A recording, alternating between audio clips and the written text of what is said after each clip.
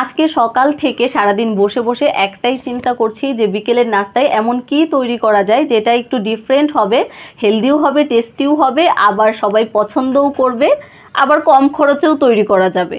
দেখুন একের ভেতরে কত কিছু চাচ্ছি, বাঙালি আসলে পারেও। আর সত্যি কথা বলতে এই রেসিপিটার মধ্যে এই সবগুলোই পাবেন ইনশাল্লাহ।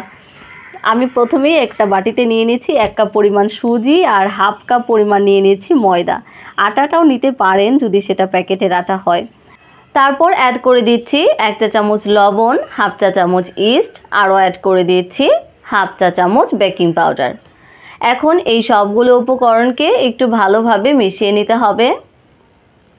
মেশানো শেষ হলে অ্যাড করে দিচ্ছি 1 কাপ পরিমাণ কুসুম গরম দুধ। দুধটা কিন্তু কুসুম গরম থাকতে হবে, যেন আপনার একটা আঙুল দুধের মধ্যে দিয়ে রাখলে আঙুলটা সহ্য করতে পারে ওই রকম গরম থাকতে হবে।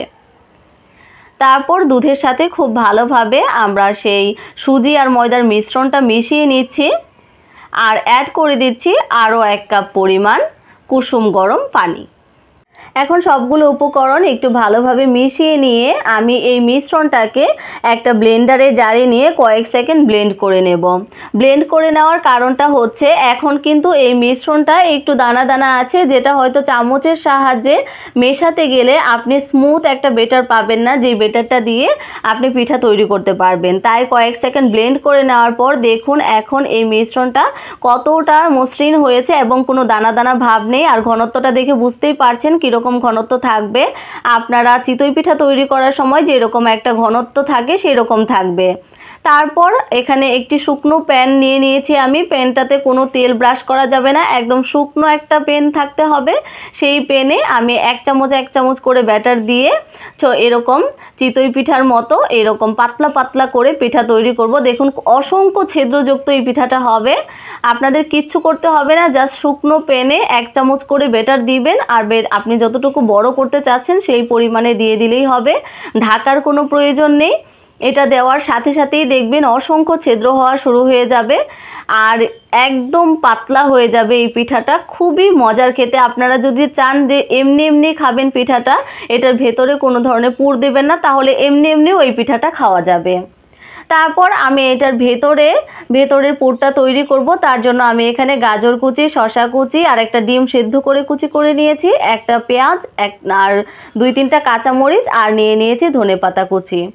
এখন এই সবগুলো উপকরণকে একটা বাটিতে নিয়ে নিচ্ছি। আপনারা চাইলে কিন্তু এখানে আপনাদের পছন্দ মতো চিকেনের পুর কিংবা আপনাদের বিফ, যে কোনো রান্না করা মাংস, যে কোনো কিছু দিয়ে কিন্তু নিজেদের মতো করে এই ভিতরের পুরটা তৈরি করে নিতে পারেন। তারপর দিয়ে দিচ্ছি এখানে half teaspoon chaat masala, 1/3 teaspoon গোলমরিচের গুঁড়ো আর অল্প একটু চিলি ফ্লেক্স। আরও অ্যাড করে দিচ্ছি এখানে 3 চা চামচ মেয়োনিজ আর অ্যাড করে দেব 2 চা চামচের মতো টমেটো সস। আপনাদের ঘরে যে রেগুলার টমেটো সসটা আছে সেই টমেটো সসটা দিয়ে দিলেই চলবে।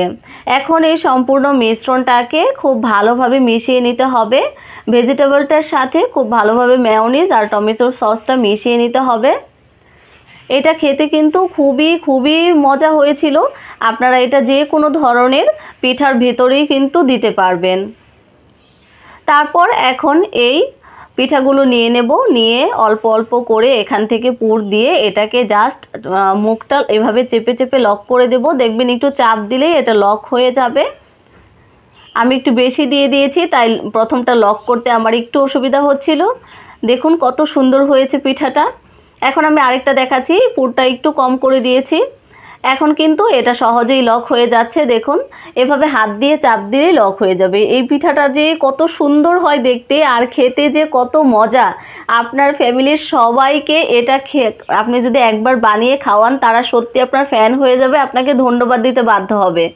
আশা করছি আমার আজকের রেসিপিটি আপনাদের কাছে অনেক বেশি ভালো লেগেছে।